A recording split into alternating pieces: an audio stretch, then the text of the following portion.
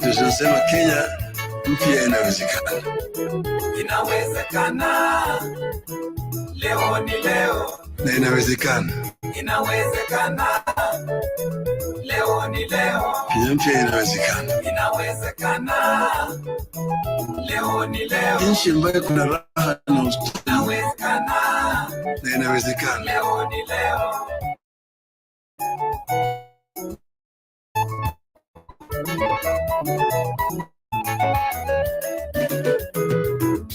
Lero, lero, ni lero. Lero, lero, ni lero. Inawezekana. Leo ni leo. Inawezekana. Ndoto yao ambayo walisema Mungu bariki nchi hii yetu ya Kenya. Inawezekana. Haki iwe ngao na mlinzi. Leo ni leo. Tukae na undugu, Inawezekana. amani na uhuru, Leo ni leo. raha Inawezekana. tupate na ustawi. Leo ni leo. Na inawezekana. Inawezekana. Leo ni leo. Lero, lero, ni lero. Lero, lero, ni lero. Lero, lero, ni lero. Langa mukamba nukombe. Langa mukamba nukombe. Umoja wewe. Nukombe. Nukombe. Leo ni leo. Leo ni leo. Leo ni leo. Asemaye kesho ni Mungu. Asemaye kesho ni Mungu.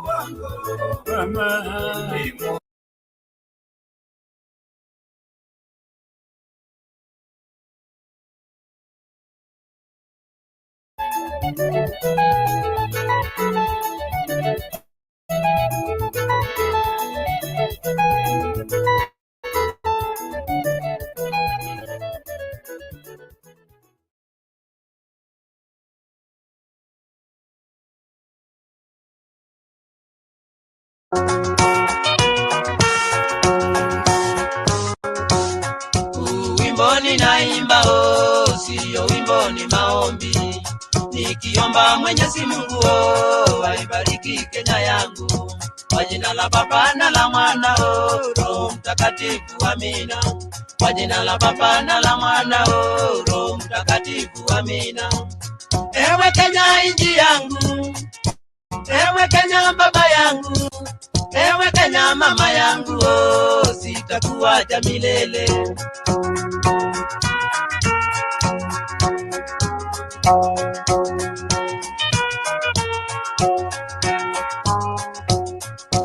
Akili zangu, nguvu zangu, nimeziweka mbele yako. Bibi yangu na watoto nimewaweka mbele yako. Tabu zangu, shida zangu, ziangalie Kenya yangu. Tabu zangu, shida zangu, ziangalie Kenya yangu. Ewe Kenya inji yangu, ewe Kenya baba yangu, ewe Kenya mama yangu, sitakuacha milele.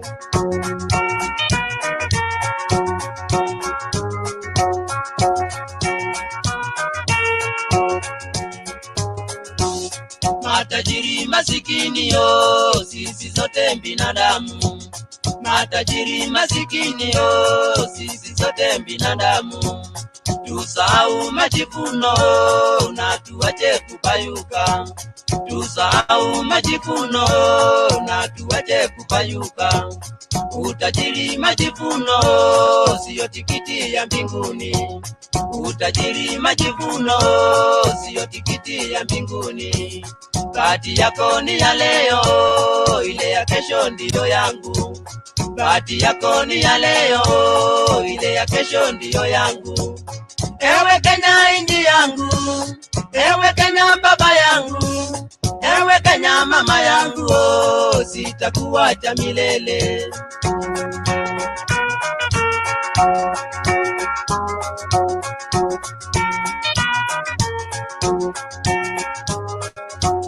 Mwarifu takujua, mwarifu takuona tu.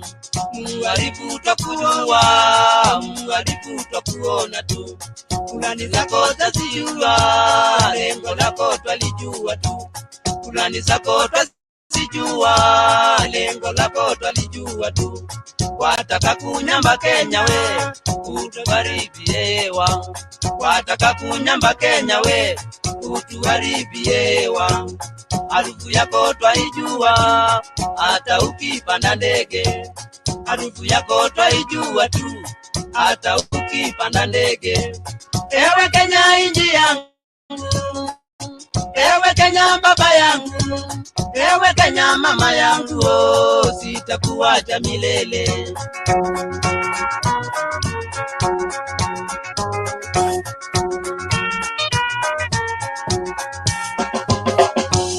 Kenya yangu usijali, ukitukanwa na jirani. Kenya yangu usijali, ukitukanwa na jirani. Yeye anaona wivu kwa vile umeendelea. Yeye anaona wivu kwa vile umeendelea. Anakuita nyang'au, amekuita mnyonyaji. Amekuita nyang'au. Utafuatiwa na wimbo wa Jumuiya ya Afrika Mashariki, kisha maombi mafupi na kuanza hafla rasmi. Yeyote aliye na kofia isiyo rasmi ni kuombe kwa heshima hiyo upate kuivua. Wimbo wa taifa.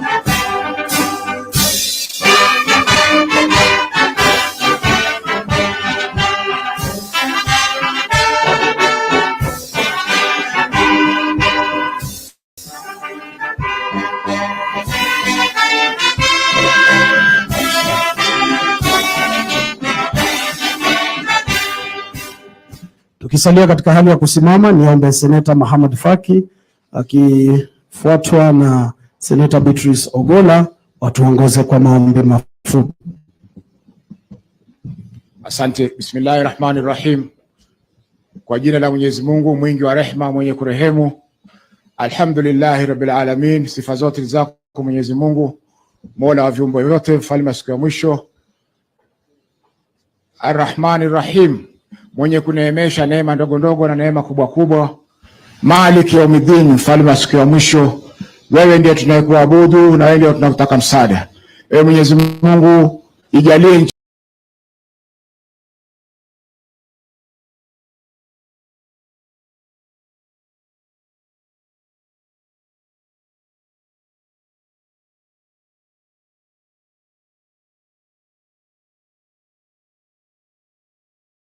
kwa kuweka matakwa yetu mbele zake Jalali. Na sasa niombe kumkaribisha kinara wa chama cha DAP Mheshimiwa Eugene Kwesule Wamalwa. Karibu Mheshimiwa. Thank you very much. Your Excellency, the People's President, the Right Honorable Raila Amolo Odinga, Your Excellency, the People's Deputy President, Right Honorable Martha Karua, Your Excellency, the People's Prime Minister, Stephen Kalonzo Musyoka, colleague, party leaders who are here, and we want to recognize in a special way the party leader of Roots Party, my good friend Wajak. We want to recognize the Secretary General of the Jubilee Party, my brother Jeremiah Kioni. We want to recognize the Deputy Party Leader, ODM, my brother Wycliffe Ambetsa Oparanya. We want to recognize the leadership of both houses of parliament, and I can see the Honorable Opiyo Wandayi is here, the minority leader, the Honorable Lademo Lekina, my brother from the Senate, and we have the Honorable Senator Stewart Madzayo. We also do have in the House the Secretary General of ODM, the Senator for Nairobi, the Honorable Sifuna, Honorable Senators present, Honorable Members of the National Assembly present, Honorable Members of the County Assemblies across our country, and we do have the Speaker, Honorable Ken Gondi. Ken Gondi is in the House. Thank you very much. We want to recognize all our visitors and friends who are here today to witness a very momentous day in our history as a democracy. Ladies and gentlemen, as you are aware, on 22nd of February, 14 days ago, we did issue an ultimatum to the KK regime. And that ultimatum expired last night, exactly at midnight.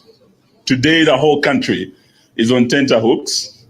Kenyans are waiting to know what happens thereafter. That deadline lapsed, and today we have a formal statement from the leadership of Azimio that is going to be presented to the country as a way forward after the Kenya Kwanza regime failed to respond to our ultimatum that required lowering of the high cost of living. That has not been done in the last 14 days. We had the issue of the unilateral recruitment of IEBC.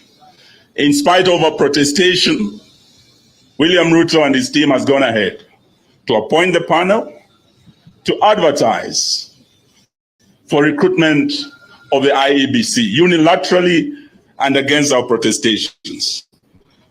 They have also refused to respond to our demand for opening of the servers and an independent audit to be done for Kenyans to know the truth.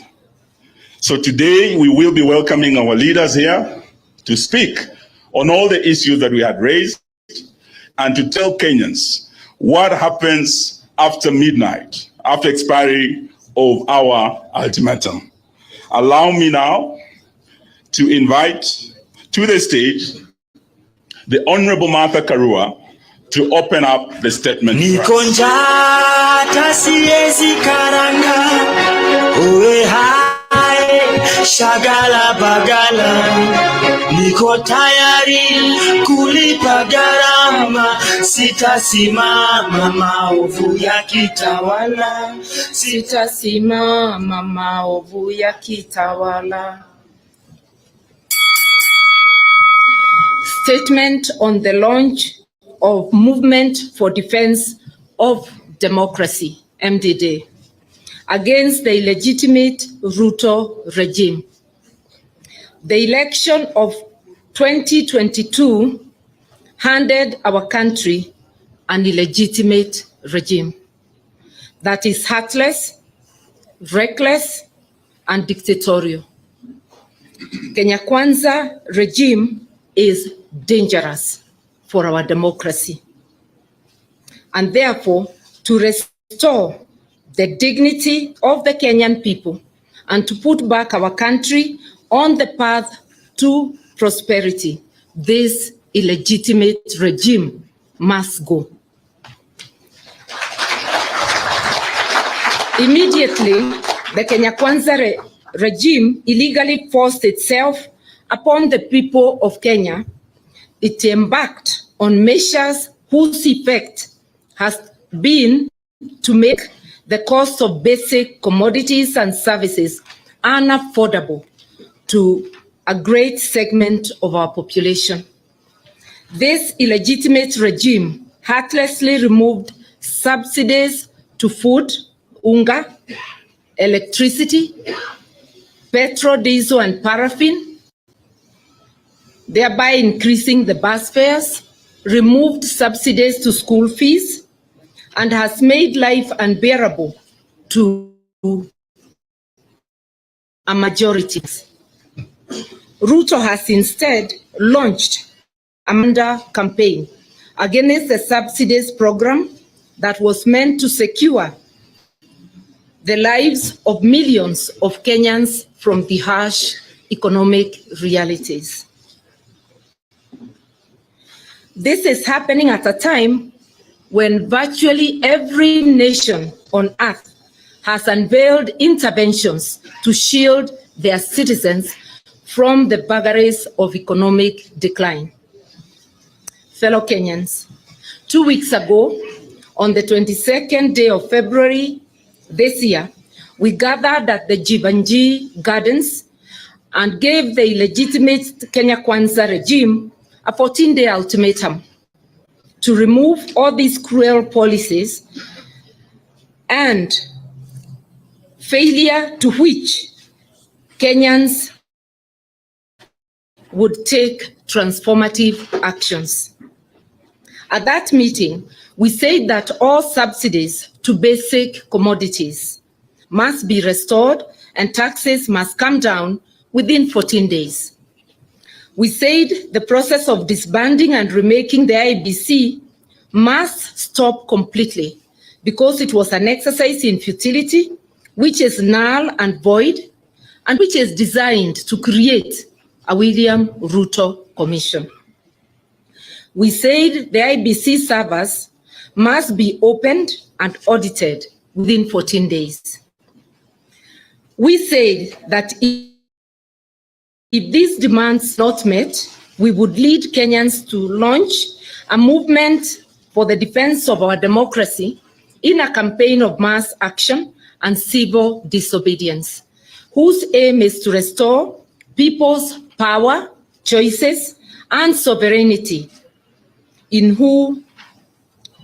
terms of who governs them and how. Those 14 days elapsed at midnight, with Kenya Kwanza have done absolutely nothing.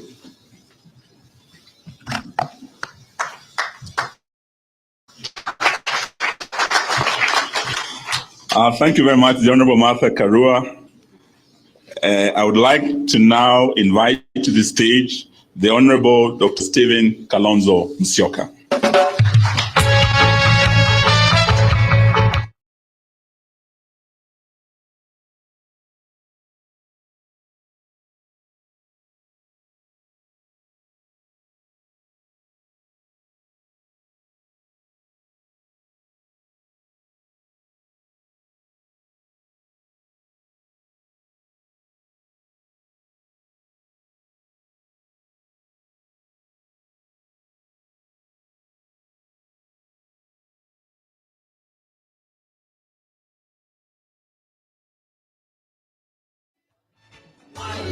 Thank you, Buffalo Soldiers.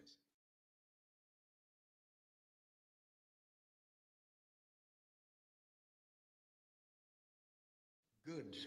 Our promise to Ruto and his illegitimate Kenya Kwanza regime.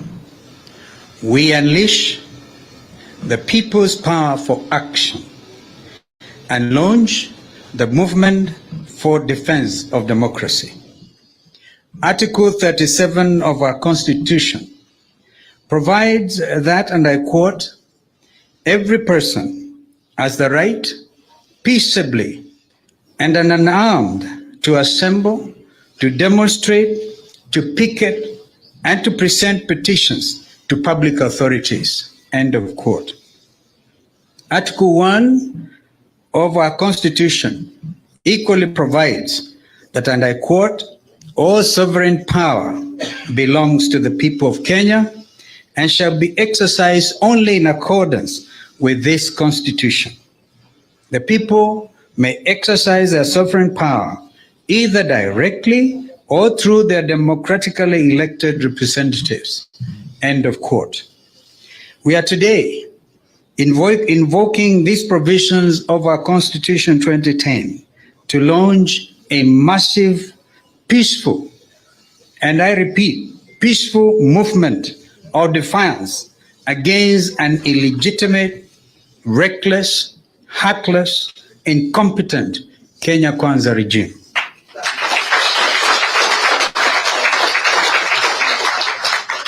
We launched the MDD because Kenya Kwanza is illegitimate and therefore incapable of listening to the cries of our people.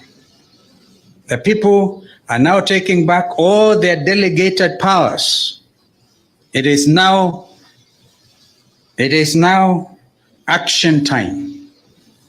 Having consulted the public widely and extensively, today we give the much-awaited directions, subject to the constitutional provisions that give the people the power and the right to peaceably and unarmed assemble, demonstrate, and picket. We are calling upon our supporters to action.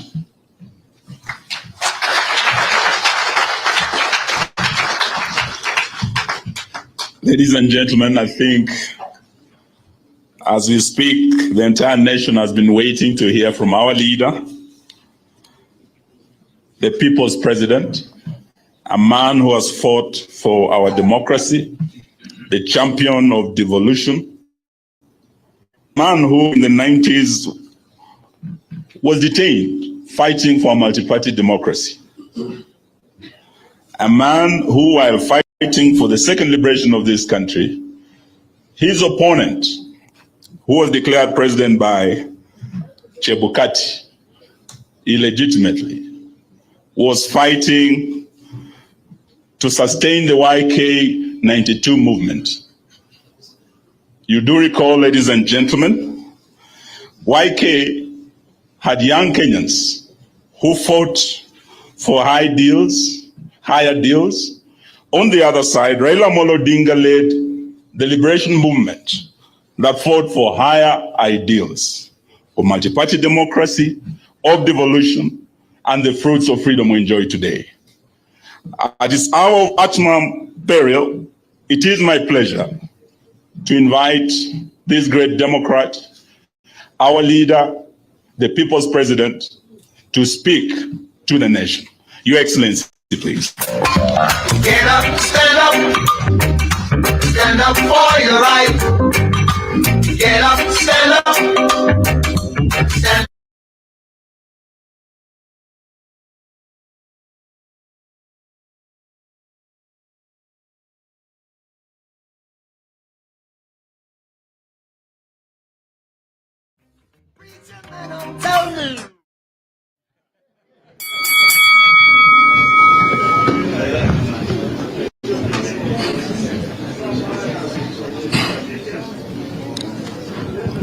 Fellow Kenyans, starting today and now, hereby declare the official start of a countrywide mass action for the following reasons.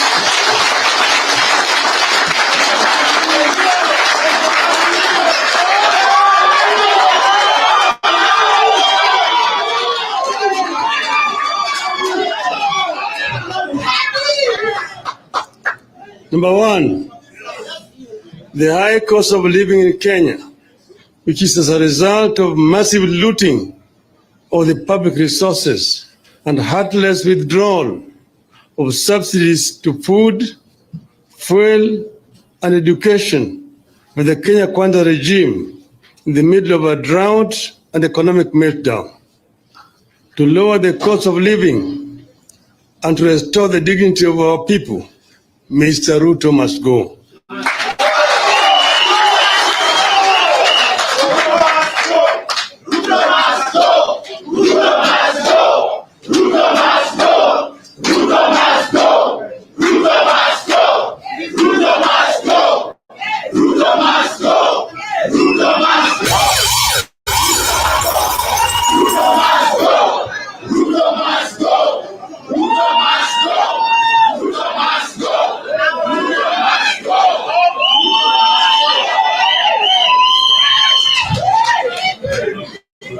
Number two, The overtaxation by this illegitimate regime is killing our businesses, impoverishing families, and damaging opportunities for investments. This must immediately stop for Kenya to economically recover. For this reason, Mr. Ruto must go.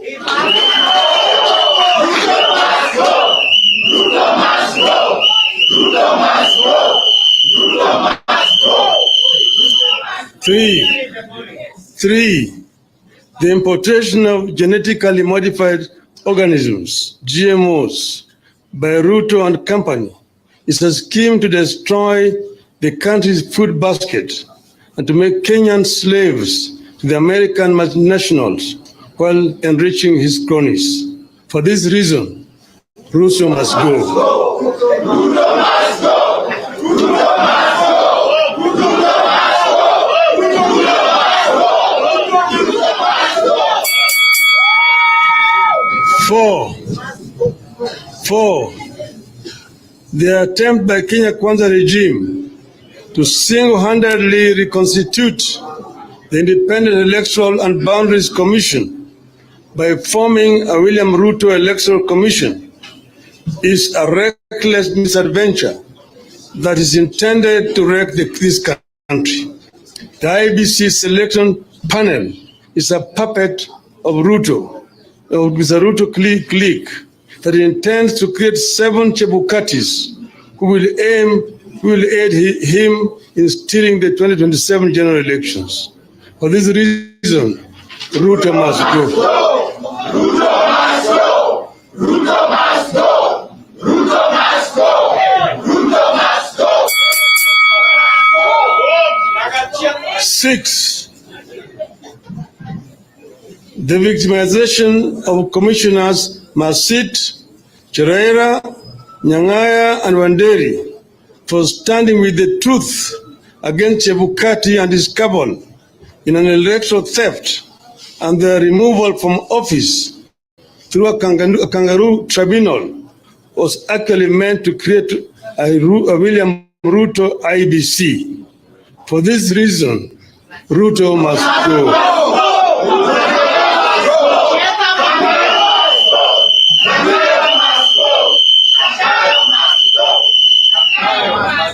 7,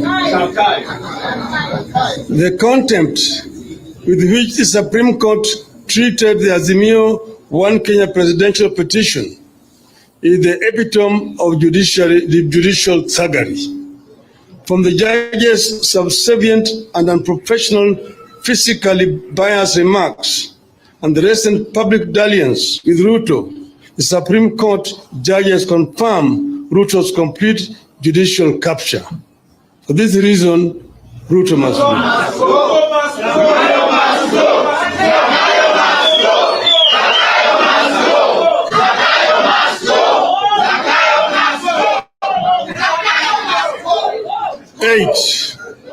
8, the accumulation of all powers, legislative, executive, and judiciary by Ruto, the perfect definition of tyranny and dictatorship. Ruto is buying the legislature, influencing the Supreme Court, and the sole executive decision maker.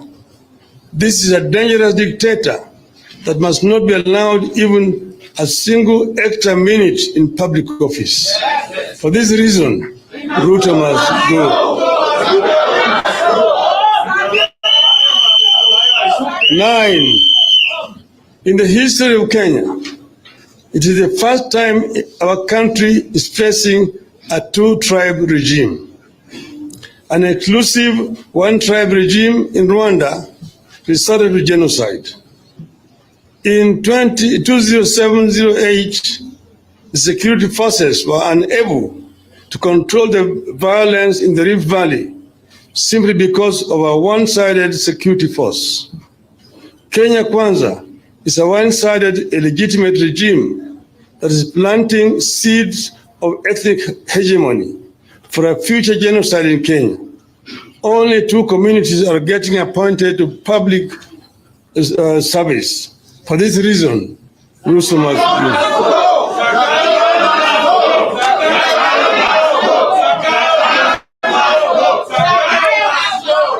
10.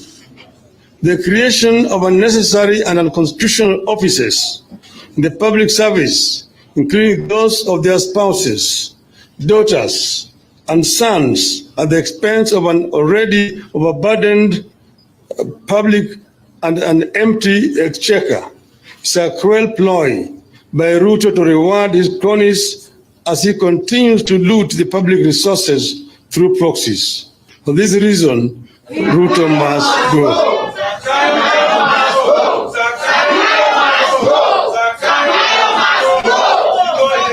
11. Kenya experienced unparalleled religious harmony, which is the envy of the world. The attempt by Ruto to divide this country along religious and sectarian lines must stop. For this reason, Ruto must go.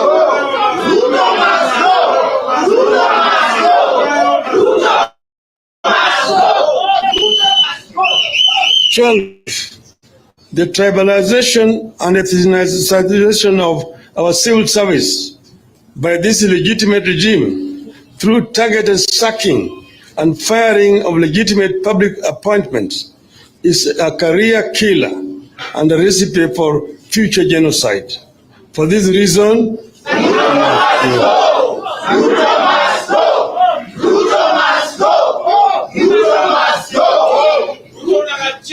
13.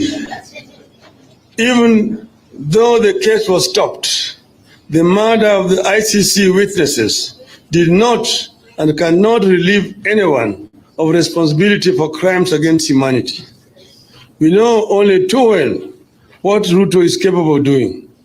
Kenyans will never forget the painful murder of Yebei, Gicheru, and the burning of innocent children and women in a church in Kiambaa.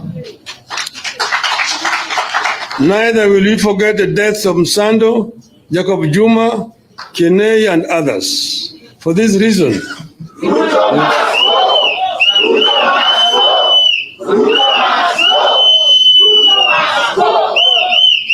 14.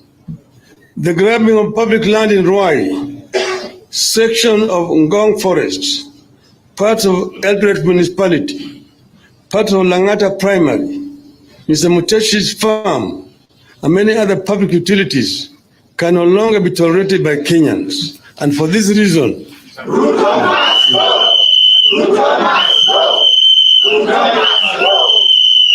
15, according to the public records, Mr. Gachagua, who was the district officer 1 in Laikipia, was summarily dismissed from office on the 30th of July, 1997 for gross misconduct, desertion of duty, and reported mismanagement of relief food for Laikipia district.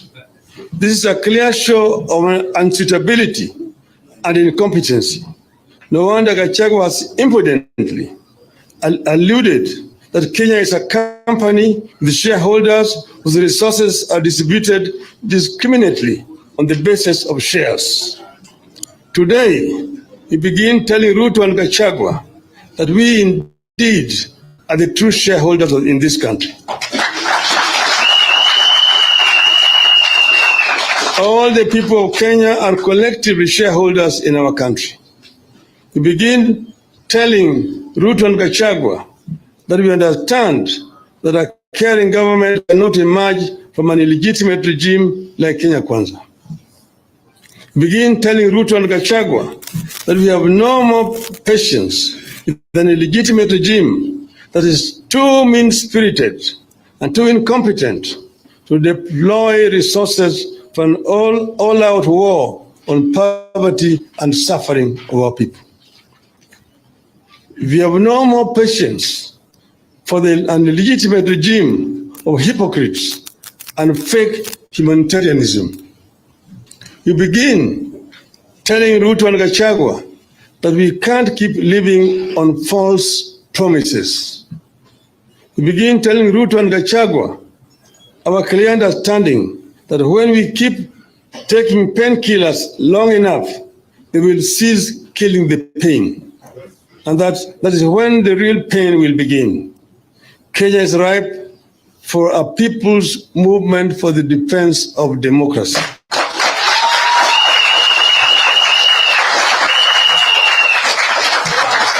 And the process begins today, here and now.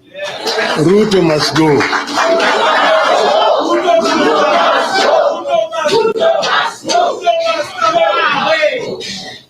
We launch a campaign of defiance of peaceful picketing, peaceful protests, boycotts, strikes, disobedience, peaceful petitions, peaceful sit-ins, and peaceful demonstrations, and it begins today and now.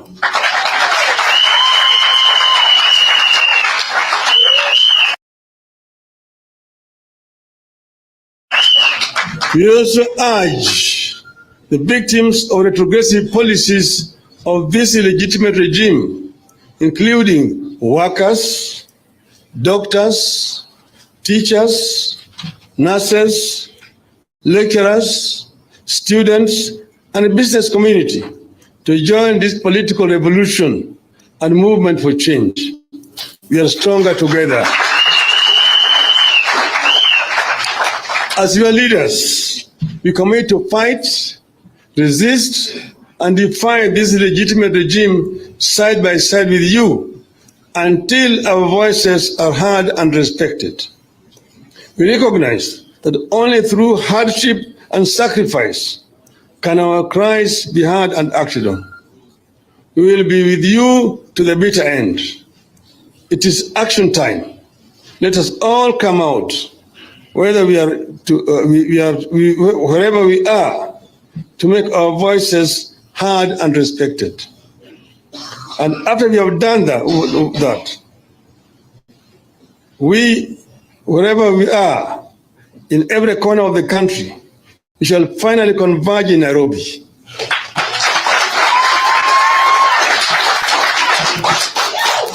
Take note.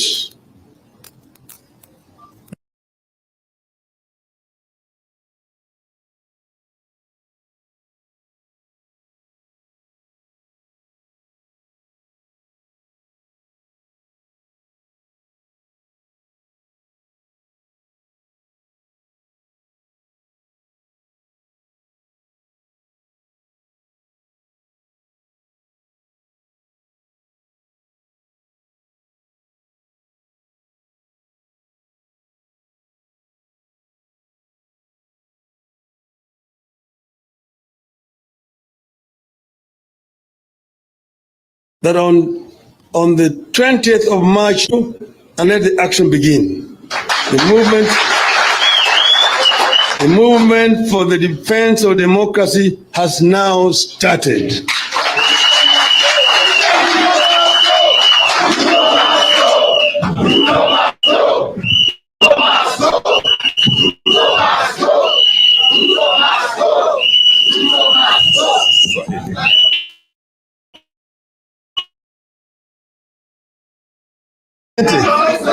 Asante, you may be seated. Naweza kukaa. Inawezekana, leo ni leo. Inawezekana.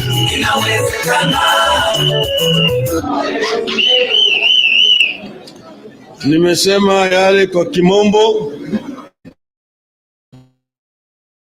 Bile, ningependa kusema chache kwa Kiswahili. Kwanza, tumetoa taarifa mrefu juu ya hali ya taifa letu vilivyo siku ya leo. Tumesema kuna huzuni katika taifa. Wakenya wengi wanasikia ugumu. Gharama ya maisha imepanda. Wiki mbili iliyopita sisi tulitoa taarifa, tukampatia Bwana Ruto na serikali yake ilani ya kwamba tungependa kuona baada ya siku 14 gharama ya maisha ikiteremka chini, bei ya bidhaa muhimu ikiteremka chini. Tukasema tumemwambia jamaa asimamishe kuteuliwa kwa wanachama wa tume ya uchaguzi kabla watu wajishauriana. Tatu, tukasema tungependa ile nyungu pale ambayo matokeo ya kura ilipelekwa ili fanyiwe ukaguzi, ukweli ijulikane. Wiki mbili imepita na jamaa hawajafanya chochote, wamekita na wamekaa ngumu, wamefanya chochote. Kwa hivyo tumesema wakati sasa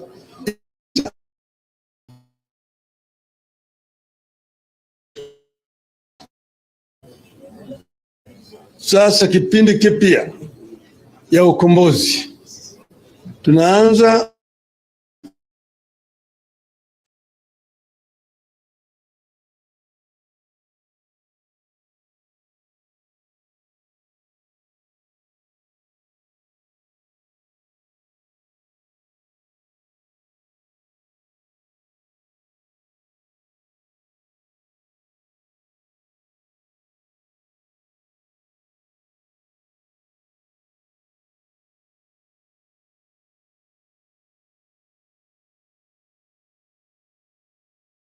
Kupinga serikali, wanaweza kufanya maandamano, wanaweza kufanya mgomo, wanaweza vile kukaa pamoja na vile kupeleka kumbukumbu kwa shirika zote. Haya yote yanakubaliwa na sheria yetu. Katiba letu vile nasema ati uwezo katika Jamhuri ya Kenya iko mikononi ya wananchi wa Kenya. Wananchi wanaweza kutumia hiyo uwezo wao wenyewe au wanaweza kutumia hiyo kupitia kwa viongozi ambao wao wenyewe wamechagua. Sasa kwa sababu Bwana Ruto amejaribu kununua viongozi wengine na vile amejaribu kununua mahakama, sasa ni saa ya Wakenya kutumia hiyo uwezo na nguvu kupitia hiyo fungu ya katiba yao mikononi mwao ili waweze kuleta mabadiliko. Na tumesema hiyo ndio sisi tutafuata. Wakenya kuanzia leo watagoma, watafanya maandamano, wataungana pamoja kwa njia ya kuleta mabadiliko katika taifa letu, na haya yote yatakuwa ni njia ya halali.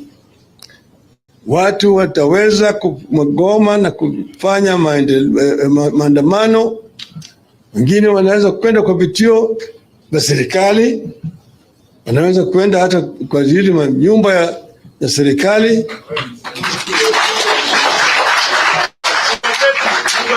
Ni nyumba ya taifa, ya wananchi. Wanaweza vile kukaa pamoja na kukaa pamoja na kugoma. Wanaweza kugoma wasiende kwa kazi bila wanavyotaka. Wanaweza kufanya maandamano, wanaweza kufanya maandamano kokote pale wao wako. Kazi ya serikali ni ya polisi ni kulinda wananchi. Wakifanya hayo, mradi tu polisi wajue kwamba wananchi watafanya maandamano, kazi yao ni kulinda wananchi, sio kunyanyasa wananchi. Na sisi vile tumesema hatuna uoga wowote, hatuwezi kutishwa na mtu yeyote. Tutalinda sheria na katiba ya taifa letu dhidi ya wale ambaye walikuwa wamewekwa pale kwa njia ya kibandia. Tuna hakika ya kwamba Ruto na wenzake hawakushinda uchaguzi katika taifa letu. Sisi kama wanaazimio tunajua matokeo ya uchaguzi. Sasa kwa sababu jamaa wamekataa ukaguzi wa nyungu ile pale matokeo yalipelekwa, Wakenya wana uwezo na sasa watatumia hiyo uwezo kufanya yale ambayo wanataka. Kwa hivyo tunasema kazi inaanza leo. Wakenya sasa wako tayari na wamepewa fursa ya kufanya yale yote ambayo nimetaja. Alafu mwisho tumesema ati tuko na dira na tarehe 20 ya mwezi huu wa Machi. Tarehe 20 mwezi huu wa Machi, Wakenya ambao wanafuata azimio na hii chama ya kulinda demokrasia katika taifa letu watakuja Nairobi. Ni siku ya Nairobi. Watakuja Nairobi na kutakuwa na maandamano makubwa hapa katika taifa la mji wa Nairobi, kutaka serikali ambayo itaweza kulinda haki yao na sheria zao na kuhakikisha kwamba Wakenya wote wanapata yale ambayo wanataka, kuhakikisha kwamba gharama ya maisha itarudi chini. Wakenya ambao ni wagonjwa wataweza kupata matibabu kwa njia sawasawa. Vile vile wale watoto wetu ambao wanataka kusoma watapata fursa ya kusoma vile tuliwaahidia. Nimesema vile vile wale ambao wanatafuta kazi watapata kazi. Wale wa mama ambaye ni wajane, hawana mabwana na wana watoto watapata msaada wa serikali.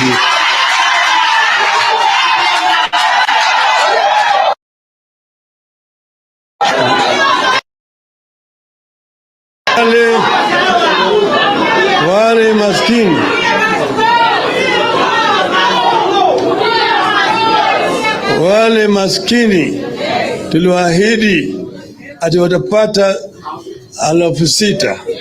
Hiyo vile vile itakuweko, hilo tutasaidiwa. Sisi zote kama wanaazimio tunasimama imara pamoja. Nimeleta vile vile salamu kwa Wakenya wote kutoka kwa Rais mstaafu Uhuru Kenyatta. Sisi hatutaki kuona kama Wakenya wanateseka, wanashikwa wako chaguliwa kwa njia halali. Sasa kwa hivyo haya yote tumesema azimio iko mbele. Sasa movement for defense of democracy inaanza kufanya kazi kuanzia siku ya leo. Asanteni sana. Leo ni leo.